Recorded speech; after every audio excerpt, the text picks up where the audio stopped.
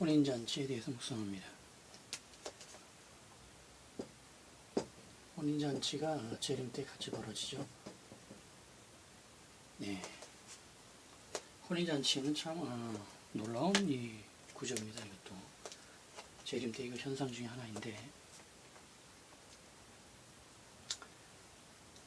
혼인잔치로 인해서 이제 예수님이 신랑이 되시고요, 구원자들, 승리자들이 신부가 되면서 신랑과 신부의 혼인잔치, 가장 인생에서 가장 아름다운 장면이 바로 혼인잔치이니까 그 부분에 가장 인생에서 절정이 아름다운 장면을 재림에 대입을 시키신 것이죠. 그러면서 예수님께서 아들이시기 때문에 아들, 성자시기 성자,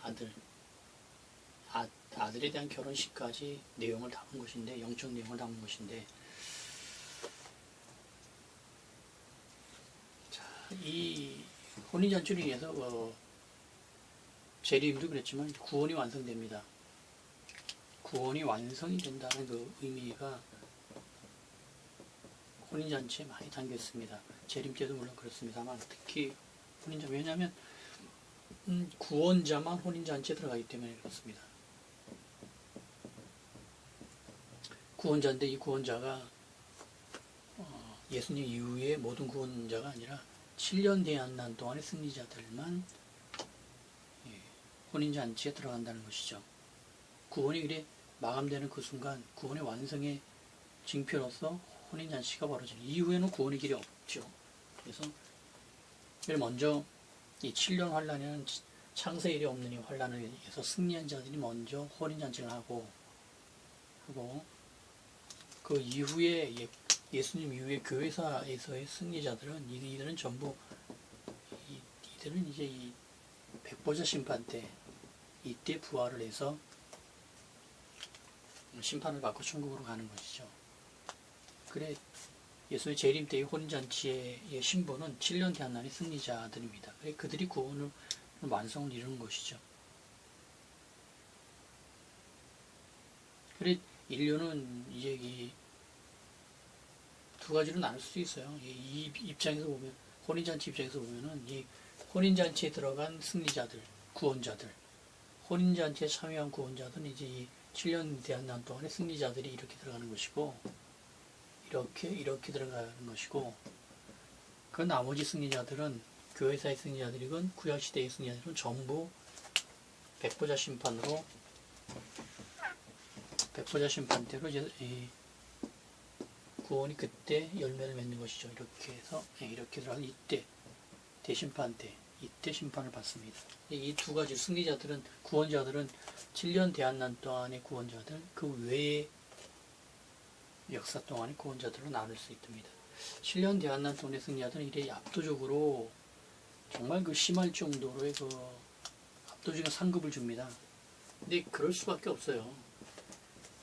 이 앞서 이 사이, 구약이나 신약이나 교회사나 이 동안의 승리자의 정도하고 이 7년 대한난 동안의 승리자는 승리의 강도가 틀립니다. 그래 이 창세일에 없는 대환란이라고 표현하시면서 거기서의 승리자들한테 특별한 상급을 주는 것은 너무나 합당하고 공의로운 거예요. 이걸 왜 주님, 왜 우리도 승리했는데 왜 우리한테는 이걸 천연왕국의 그 왕노릇을 왜 우리한테 주지 않으시냐고 예수님한테 항의할 수가 없습니다. 이들한테는 엄청난 축복인데, 보십시오. 이들은 강림이 됐던 휴거가 됐던, 강림과 그 휴거라는 거 엄청난 그 특권이 부어지잖아요. 이 양방향 중에 한 방향으로 걸린다는 겁니다. 그리고 어떤 식으로든지 이 공중에서 예수님을 만나는 영광을 얻죠. 다음에 혼인잔치를 참여하죠. 그 다음에 천연왕국 왕노릇을 하죠. 대심판 이미 패습니다. 대심판을 받아요. 대심판 때 판결은 받습니다만 이미 그 판결은 결정이 됐습니다. 천국형으로 결정이 됐어요. 이들은. 또 천국인 새 예루살렘 들어가서도 또 왕노릇으로 또 결정이 됐습니다. 그야말로 환란에서의 승리가 무척 힘들었습니다만 그 이후에는 재림 때 영광부터 해서 혼인잔치의 영광부터 선열왕국의 영광부터 해서 심판의 영광부터 줄줄이 끝까지 남은 이후의 모든 진행에서 왕노릇. 그래 이렇게 상급을 많이 주시면서 그 얘기는 무엇이냐면 참 그 아이러니한 얘기지만 제가 계속 강조드리는 게 무엇이냐면 7년 대한나는 이 기간은 창세 이래 없는 환란이에요. 분명합니다. 그런데 창세 이래 없는 최대의 영광의 시간입니다. 이 시간을 놓치면 정말 그 영혼은 땅을 치며 통곡해야 돼요. 이 압도적인 영광을 부어주기 위해서 창세 이래 없는 환란을 부으신 것도 한 목적 중에 하나예요. 이 환란을 겪어야 되는 우리 입장에서는 거의 다 순교의 길을 이제 거의 다 가야 될 건데 몇 명이나 살아남겠어요? 극소수가 살아남는데 이 안에 들 자신 있는 사람은 뭐 없을 것이고 몇 명 인원수까지 나오니 뒤에 말씀 붙으면서 인원수까지 퍼센테이지까지 나오는데 여기 들어가리라고 뭐 장담할 수 있는 사람은 뭐 지금 한 명도 없는 것이고 우리 7년 대한 시작해서 들어가면 전부 다 순교할 각오로 들어가야 되는데 그렇게 힘든 시간을 보냅니다만 그게 최고의 영광의 시간이라는 거예요. 우리가 걸릴지 안 걸릴지 모르지만 우리 다음 세대는 반드시 걸리기 때문에 그들은 이 최고의 영광 시간을 그 앞선 세대인 우리가 그 준비를 안 해놓으면 우리 다음 세대는 최고의 영광 시대를 가장 비참한 시간으로 바꿉니다. 이걸 놓치면 안 되는 거예요. 교회는 이거를 준비해야 됩니다. 인류 전체의 구원과 함께 교회 안에서의 믿는 자들의 사명, 최고의 상급을 주시겠다는 이 영광의 이 주의 길을 준비하면서 예수님의 재림은 그냥 최고의 영광이기 때문에 그 앞선 정말 왕이 오실 길을 준비하는 그 7년이에요. 그러니 얼마나 대단하겠습니까? 이거 없이 이런 거 준비 없이 달랑 그냥 어느 한 날 갑자기 눈 떠보니까 예수님께 오셔가지고 아니면 열심히 일하고 있는데 오셔가지고 어떤 날 예대하고 왕 노릇하거라. 천만의 말씀이에요. 말씀 다 이상하게 푼 거라니까요. 이런 아주 정말 휘황찬 절정의 왕이 오실 길을 7년 동안 준비한 다음에 드디어 영원하신 왕이 귀환을 하십니다. 그래야 맞지요. 어떻게 아무 조짐 없이 그냥 올 수 있는 것도 참 이상한 거고 겸손하신 예수님이지만 재림 때는 천만의 말씀입니다. 이때는 초림 때는 겸손한 예수로 사랑의 예수님으로 오셨지만 재림 때는 천만의 말씀이에요. 그분은 첫 번째 오니까 처음이었으니까 사랑이고 겸손이었지 두 번째 오실 때는 심판주로 오십니다. 이때는 마지막 대심판이 있습니다. 이때는 뭐 완전히 다 창조 이래의 모든 것을 전부 다 정리하는 이 창조의 주권자로 오시는 분이어서 예수님은 사랑이 많으시니까 그거 잡고 있었다면 큰 코 다쳐요. 지금 교회가 할 일이 너무너무나 많다라는 겁니다. 인류는 이 내용을 모르기 때문에 이해할 수도 없고 그렇지만 교회는 이걸 알고 있으면서도 지금 이렇게 예수님의 재림에 대해서 실패한 사례들만 계속 얘기를 하고 그러다 보니까 재림 그러면은 이 엄청난 예수 그리스도의 영광, 엄청난 영광 다 잊어버리고 또 재림 얘기네 또 불편하네 이거. 왜 예수님께서는 재림하신다고 그래? 엄청난 미혹을 그냥 쇠도 없이 그냥 하시다가 아직도 미혹이 끝나지 않아서 지금도 또 이렇게 정신 나가고 모자란 자가 또 나와가지고 재림이라고 또 외치고 있으니 참 핏다가워 죽겠네 이거. 재림이라는 게 완전히 퇴색돼서 이제는 뭐 불편하기 짝이 없는 단어가 됐어요. 그냥 이런 게 말씀에 없었으면 싶을 정도로 말씀의 문제가 아니라 교회가 얼만큼이나 그 영적으로 얼만큼이나 문제가 있는 상황에 처해 있는지를 여러분이 아셔야 됩니다. 여러분 중에 몇 분이나 과연 예수님의 재림에 대해서 정말 마음속에 우러나 갈망하며 열망하며 주님 오시기를 소망하며 그런 주의종과 성도가 몇 명이나 있겠습니까? 제가 지금 신앙생활하면서 보기에는 100에 1명도 만나지 못했어요. 다 건성건성입니다. 주의종이건 주의 백성이건 큰 목회할수록 재림이 불편해요. 잘 나가고 성공한 영적 지도자들, 잘 나가는 성도일수록 예수님의 재림 불편하고 그런 거 없었으면 싶고, 그래 로마 카톨릭은 아예 뭐 지금 부정하는 쪽으로 갔고요. 지금 이게 정신을 차려야 됩니다. 예수님의 재림은 이건 정말 꽃으로 완전히 도배를 하고 별로 완전히 도배를 하고 찬송으로 완전히 도배를 해도 부족해요. 그 엄청난 분의 왕이 귀환하시고 구원을 완전히 마감하시고 승리를 완전히 취하시고 영원한 예수 그리스도의 왕국을 또 만드시 이런 엄청난 일이 벌어지는 그 앞서의 그 준비 기간이란 말이에요. 7년 대한난이 이후에 지금 그 예수 그리스도의 종으로 부름을 받은 이 주의 종들이 주의 성도 마찬가지고요. 예수 그리스도의 종들이 이거 주인님이 오실랜가 안 오실랜가 오신다고 그런 말씀을 하시고 가셨는데 아이고 이거 2000일이 지났는데도 아직도 안 오시니 이거 정말 오시는 거 전보라도 좀 문자라도 좀 보내주셔야 되는데 그것도 없고 그냥 오시는 거야 안 오시는 거야 에이 그냥 안 오셨으면 좋겠다 그냥 그럼 우리가 이 집 그냥 다 차지해가지고 그냥 나눠가지고 뿜빠해가지고 먹고 그냥 팔아가지고 튀면 되지 그냥 전부 이 생각 완전히 썩을 대로 썩은 생각들에 지금 가장 영광의 시간 찬란한 그 하나님의 밑으로 충만해야 될 이 재림 준비가 그렇게 지금 사탄이 완전히 바꿔버렸습니다. 이 말씀으로 조명이 되고 말씀으로 증거가 되지 않는 이상 이 벽이 깨지질 않아요. 아무리 뭐 내가 무엇을 봤다 환상 봤다 이걸로는 주관적인 증거로는 안 됩니다. 저는 완전히 성경 객관적으로 한 진리의 말씀만 가지고 증거예요. 그래 여러분에게 신중하게 듣고 분별을 계속 요청하는 것이고요. 왕이 귀환하시기 때문에 그리스도의 신부가 준비되는 것이 바로 혼인잔치입니다.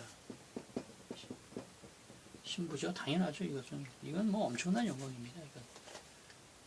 왕이 귀환하시면서 아무것던 전쟁을 벌이시면서 모든 악을 괴멸시키시면서 왕국을 건립하신 왕이 결혼식이죠.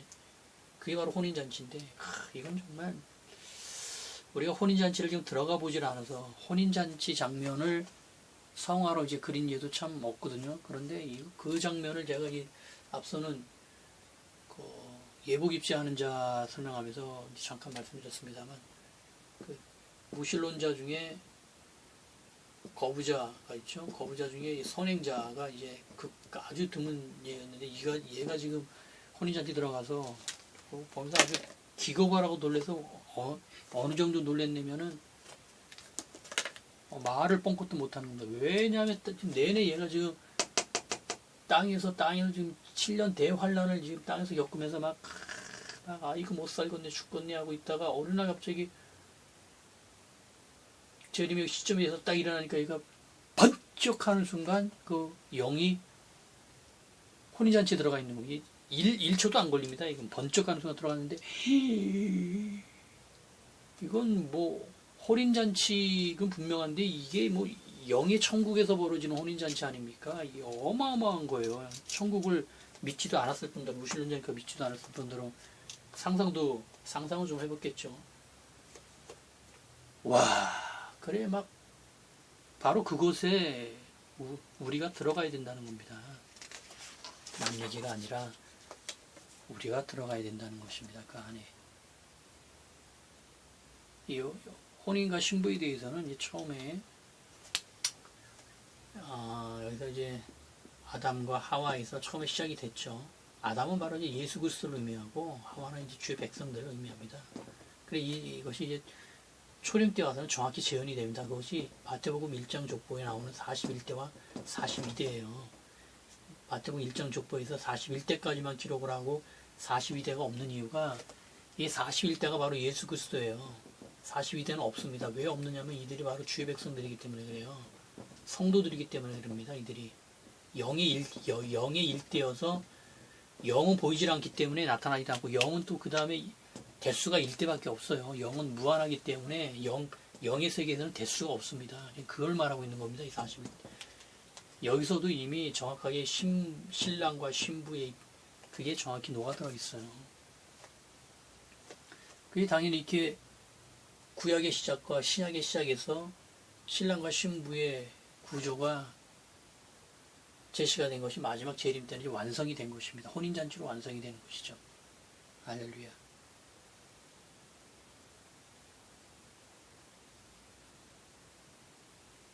그리고 혼인잔치는 성자 하나님께서 여시는 것이 아니라 성부 하나님께서 여시는 것이죠.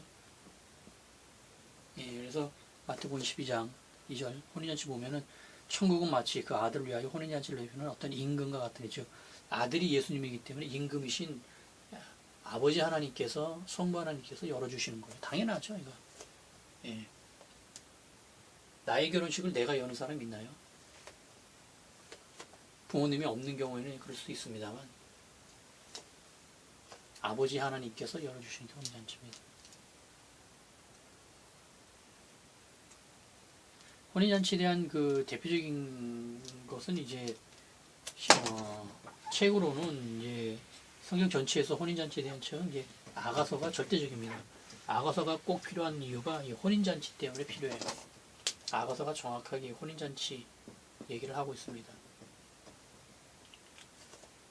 그리고 이후에 천년왕국의 상황까지도 이제 계속 있습니다. 전적으로 이 혼인잔치하고 직결된 책은 아가서고요. 솔로몬 왕의 그 열왕기상 11장 3절을 보면 그 700명과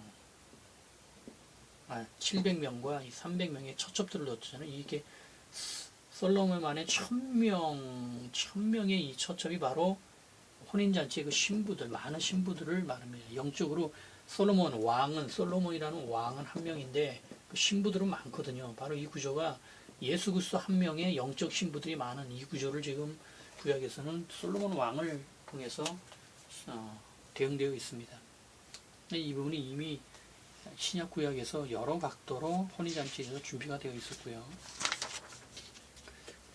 혼인잔치의 시점은 재림입니다. 재림 때 같이 벌어지기 때문에 재림 때 혼인잔치가 같이 벌어집니다.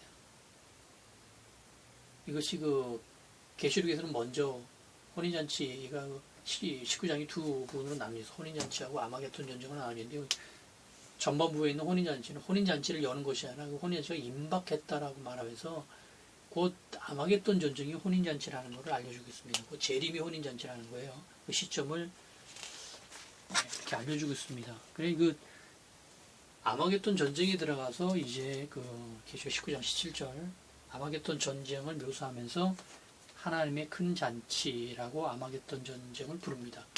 하나님의 큰 잔치. 여기서 잔치, 혼인잔치라고 하는 이 유사한 표현이 혼인잔치가 임박했다는 요 전반부에는 이 잔치라는 단어가 없어요. 그러다가 아마겟돈 전쟁이 큰 잔치다라고 하면서 잔치가, 그 잔치라는 이 두 단어로 그때가 바로 지상에서는 이제 아마겟돈 전쟁이지만 영적 공간이 공중에서는 혼인잔치라는 것을 알 수 있게 잔치라는 단어로 그 시점을 표현을 하고 있습니다.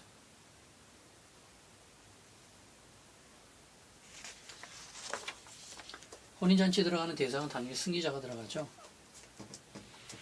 대상을 보면은 전환란 때의 순교자, 목배임 순교자들이요. 맞죠? 정확히. 그 다음에 경배 666경을 거부한 자들인데, 세부적으로 하면은 남은 자손, 피신 자손, 남은 자, 이 중에서 남은 자, 추수 뒤에 남은 자, 불신자, 거부자, 선행자. 이들까지 혼인잔치에 들어갑니다. 이들은 요한계시록 20장 4절 왕노릇 조건이죠. 목배인자, 목배인배는 경배 666 거부자. 이 조건에 이들은 정확히 다 들어갑니다. 일치하죠? 자, 지금 이 내용을 검증하고 이 내용을 검증하고 이 내용이 진리기 때문에 다 맞아야 됩니다. 이렇게 검증하든 이렇게 하든 다 맞아야 돼요. 지금 중간에 이렇게 봐서 안 맞고 이렇게 안 맞으면은 뭔가 해석이 좀 미흡했다 해서 다시 살펴봐야 되는 겁니다. 안 맞는 것이 나오면은 그걸 억지로 맞추면 안 돼요. 지금 정확하게 천년왕국에서 왕노릇하는 그 조건이 정확하게 혼인잔치에 들어가는 신부의 조건하고 좀 정확히 맞지 않습니까? 그 7년 대한난에 동안의 승리자들하고 그 안에서 후안에서 발생하는 불신자, 거부자, 선행자. 이 굉장히 중요합니다. 이거 제가 자꾸 불신자의 구원을 얘기하니까 위험하게 생각하는데 앞으로 더 큰 증거들이 계속 나오고 만일에 불신자 구원을 인정하지 않을 경우 아주 심각한 문제가 또 생겨요. 제발 말씀대로 자세히 보시고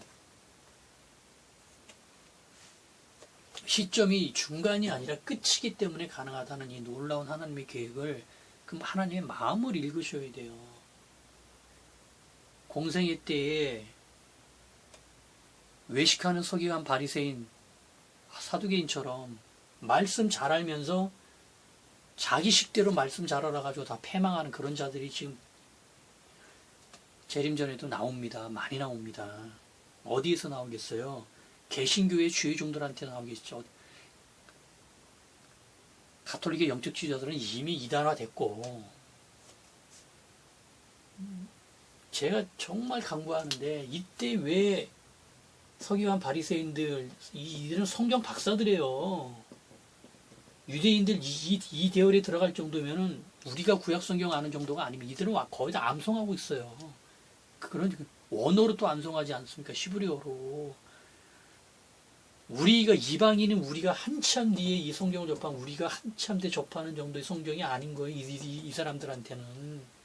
예, 정말 태어나서부터 아니요 태어나기 어머니 뱃속에 있을 때부터 여호와여 뭐 이거 들으면서 태어나서 죽을 때까지 그걸 들으면서 사는 사람들이란 말이에요. 그런데 이들이 안식일을 그렇게 열심히 죽을 힘을 다해서 지키고 있는데 뭐가 문제냐고요. 당연히 어깨 힘들어 할 만하지 않습니까?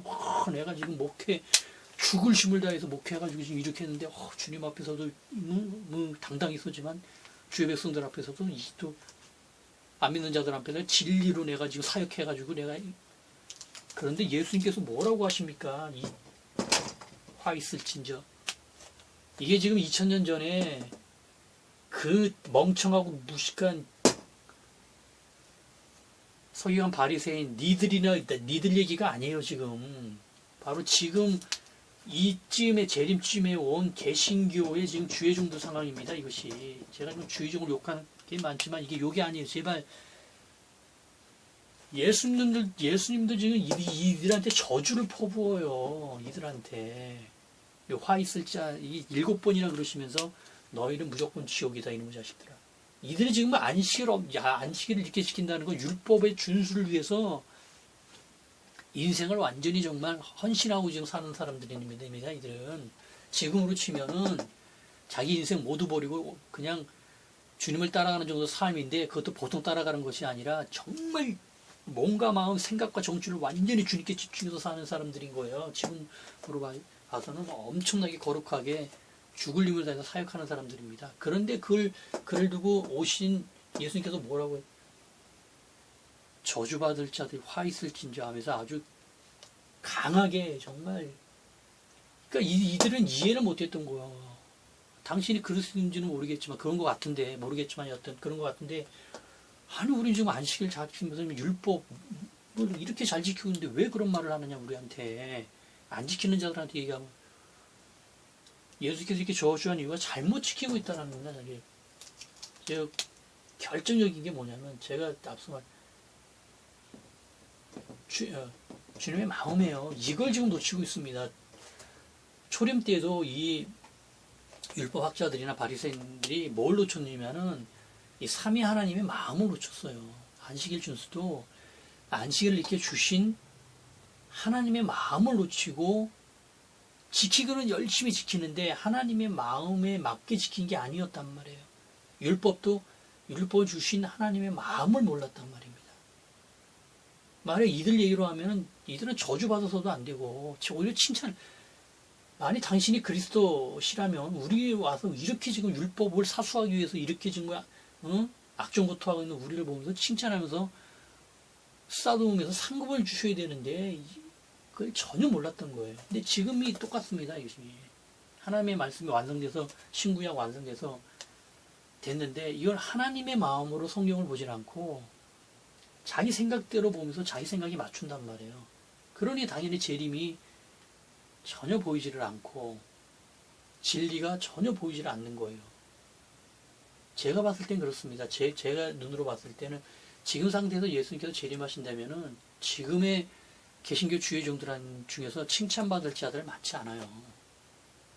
그게 큰 목회를 하든 작은 목회를 하든 상관없이 오히려 하나님의 마음에 합한 주의 종들은 제가 겪기에는 의외로 작은 목회하는 주의 종들일수록 하나님의 마음을 더 잘 알고 계시더라고요.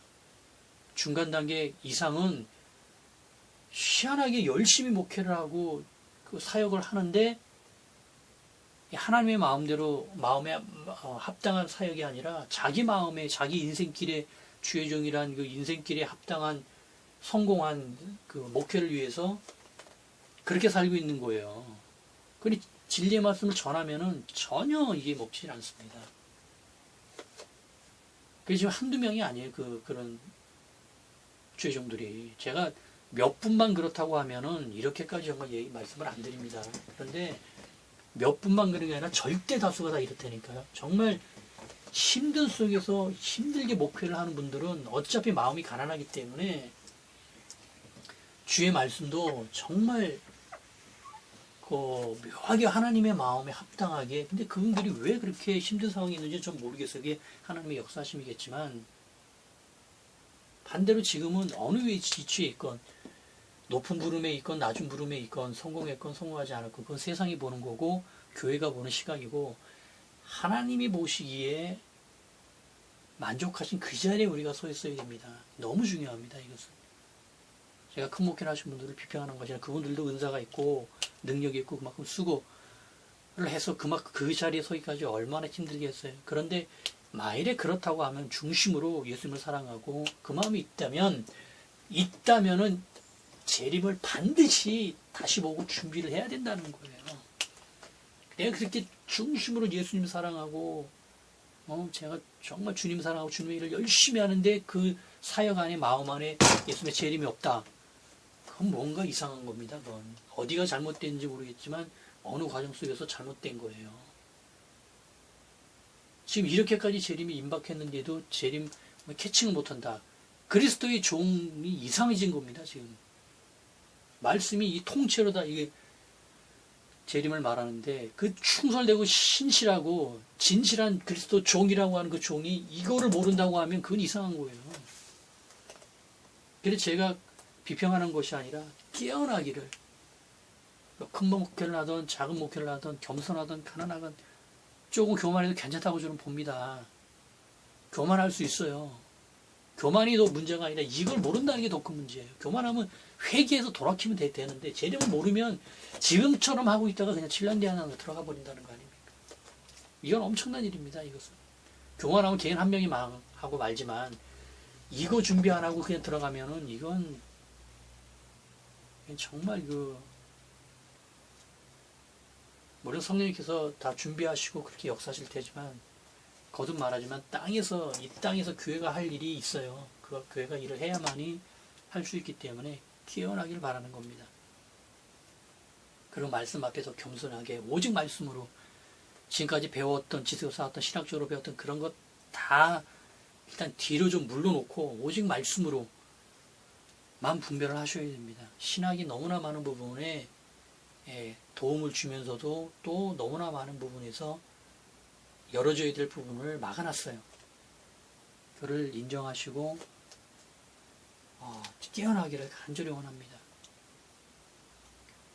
그래서 혼인잔치 대상은 7년 대환난의 승리자들만 들어갑니다. 이들만 들어가요.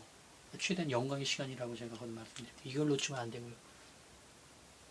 그런데 혼인잔치 비유를 보면은 여기서 이상한 두 가지를 제가 말씀드렸습니다만 좌석이 비는 일이 벌어진다는 얘기예요. 그래서 빈 좌석을 채우기 위해서 어떤 방편이 또 강구된다는 겁니다. 이 얘기는 뭐냐면은 비유이긴 합니다만 애초에 구원자가 지금 수가 정해져 있어서 좌석수를 마련해 놨다라는 성부 하나님께서는 혼인잔치 구원자 신부가 몇 명이니까 좌석을 이만큼 준비해 놓고라고 천사들께서 준비를 다 해놨어요. 그런데 임박해서 보니까 오마나 좌석수가 너무 많이 비는 거예요. 이 얘기는 뭐냐면 비유긴 합니다만 그 개신교를 넘어서요. 그 신자 중에서 구원자의 수가 줄어들었다는 겁니다. 이것은 하나님께서 예상한, 물론 이거 예상이라는 그런 실수나 이런 게 있을 수 없지만, 그래 지금처럼 이게 표현한다면은 그 하나님께서 예상한 좌석수가 이만큼, 구원자 수가 이만큼이었는데 지금 이만큼이 지금 비었단 말이에요. 이만큼 지금 그 예수 믿는 신자 안에서의 구원자 수가 지금 실족을 했다라는 거예요. 그래 그 빈자리를 지금 누구로 채우느냐? 이걸 불신자로 채우겠다라는 겁니다. 지금 놀라우신 하나님의 계획이에요. 지금 혼인잔치 비유에 좌석이 비어있는 이 내용은 지금 이런 아주 심각한 얘기를 지금 품고 있습니다. 이거는 예수님을 믿는 신자인 우리들한테는 엄청난 경고예요. 누가 실족할지 모르지만 예수님의 재림과 7년 대한날을 준비하지 않은 자들이 당연히 실족할 거 아닙니까? 그 자리를 하나님께서는 불신자들, 성실한 양심의 의의를 가진 불신자들한테 불신자, 거부자, 선행자 그들로 채우겠다는 거예요. 지금 이 비율이 지금 맞춰지고 있는 겁니다. 무서운 얘기예요. 이게 이 재림에 임박해서 7년 대한난이니까 이게 가능한 것인데,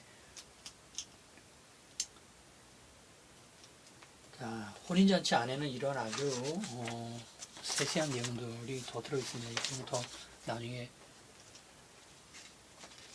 세밀하게 보고요. 공중에서 이제 예수님을 영접하면서 공중에서 벌어지죠. 공중에서 벌어지는 혼인잔치는 뭐 지금 영적인 세계에서 벌어지는 혼인잔치이기 때문에 우리가 이해할 수 없는 것이고요. 그리고 또한 기대를 많이 합니다. 저도 꼭 들어가고 싶고요. 천연왕국 왕노를 정말 하고 싶고요. 그리고 정말 힘들지만 7년 대한난을 어떻게 펼쳐지는 거를 육의 눈으로 보고 싶습니다. 겪고 싶습니다. 물론 겪는 순간 순교를 각오해야 되는 그런 엄청난 그 부담. 저뿐만 아니겠죠. 순교가 이게 말이 쉬워 순교지. 그래 얼마나 힘들겠어요. 그렇지만 또 한편으로는 7년 대한난을 겪어서 하나님께서 계획하신 이 역사가 어떻게 펼쳐지는지를 눈으로 보고 싶은 마음도 있고요. 그 혼인잔치 19장의 앞부분은 그 찬양에 대한 비중이 굉장히 큽니다. 혼인잔치 묘사는 거의 찬양으로 채워졌다 해도 과언이 아닐 정도로 찬양 묘사로 거의 다 채워진 것이, 왜냐하면 이것이 찬양 묘사가 된 것이 이게 곧 재림이기 때문에 영광의 시간이기 때문에 드디어 재림 부분에서는, 이 부분에서는 그 찬양으로 또 4번이나 나오는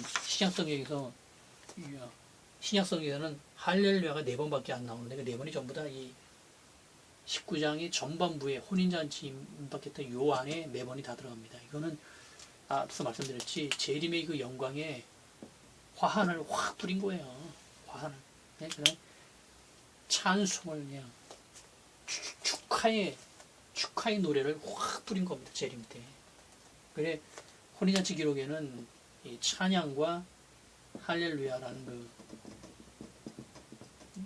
노랫말이 전면적으로 포진이 되면서 예수님의 재림을 축하하는 그런 아주 글이라는 형식에서만 취할 수 있는, 그냥 지나면은 뭐 큰 의미를 모르겠지만 글을 세세히 읽는 자들한테는 참 많은 장식과 그 의미와 그래서 많이 부어진 그런 묘사들입니다. 혼인잔치는 이제 이렇게 해서 예수님의 재림 때 펼쳐지는 그 사건 중에서 가장 아름다운 시간이죠. 저도 꼭 혼인잔치에 들어가고 싶습니다. 그 장면에서 예수님을 만나고 싶고요. 영적 세계에서 펼쳐지는 혼인잔치의 그 놀라운 그 아름다움, 오늘 정말 보고 싶습니다.